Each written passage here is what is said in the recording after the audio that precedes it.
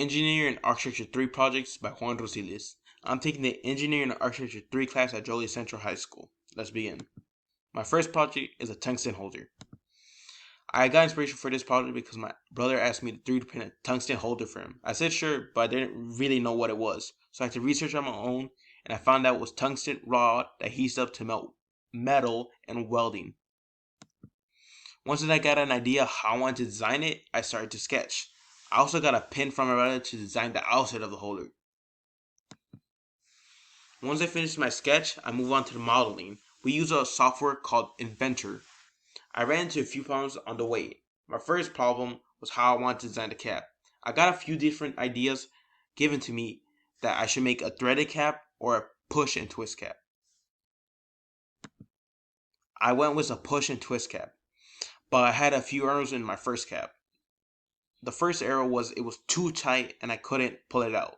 So I had to redesign it and make it more loose, but it was still a little too much loose, but was still functional, so I kept it like that way.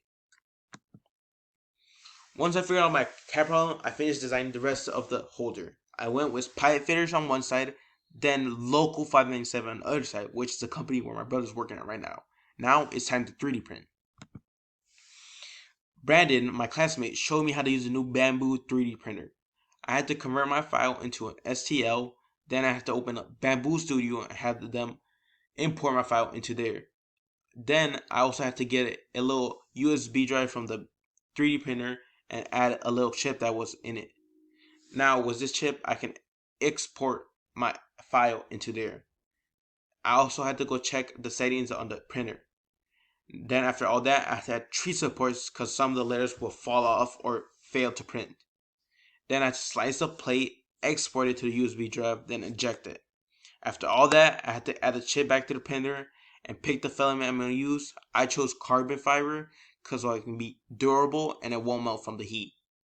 I also had to apply glue to the plate so that the 3D printed holder won't fall. And this final product. You can see at the video below, that's the whole process that it took to 3D print the holder. And the picture above, well, it's not a picture, but a video is how I assemble it and use tungsten rods. On to the next project. The next project is a 3D printed keychain. I got inspiration for this keychain because I'm always losing my house keys or I can never find them. So I decided to make something that's really big and it will pop off to me. I got inspiration from this keychain photo I got online. It really pops up to me because I can hold it and it will easy to find. I started off by making the word Mexico big and connected. But I also noticed that once I finished that, the little dot in the eye was not really connected, so I had to adjust it so it wouldn't fall off. After that, I extruded it, but I didn't want to really leave it like that because it was a little bit too bland. So I added some chamfer to the edges of it so it would pop off. And then I added a little hole for the keychain. Now it's onto the 3D print part. It's the exact same process as like the 3D printed tungsten holder.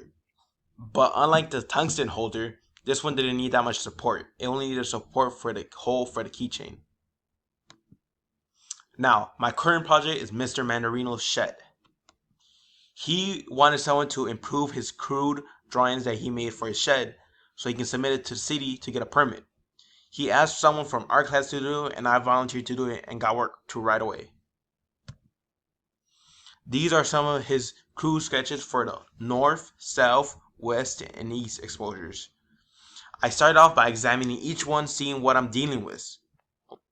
Once I finished examining the north and south, and east and west, I started off with north-south since they're both the same and will be more easier for me. But I came upon a problem where the 2x4s in the middle were supposed to be 16 inches apart from center to center, but for the last one, it was only 14 inches. But I figured out that one of the 2x4 measurements were off and it was an easy fix. Now that I finished with both of them, I started on the west and east. They were a little bit more difficult since it was an opening on the shed. So I started with the west because it didn't have an opening. But when I went to the east side, I didn't understand the measurement he was giving to me. It was either between 13 feet and 15 feet. I sent him a message to ask for clarification and see what measurement he wants me to use. There's nominal and actual size. After getting clarification, I finished both views and started working on dimensions, and that's what I'm currently working on. Mr. West helped me out on changing the dimensions from inches to feet. And that's the end of the presentation. I want to thank you guys for listening to my presentation. I want to thank Mr. West for helping me out, and Brandon showed me how to use a 3D printer. I also want to thank Mr. Manarito for giving me this opportunity to improve his sketches. Thank you and have a nice day, guys.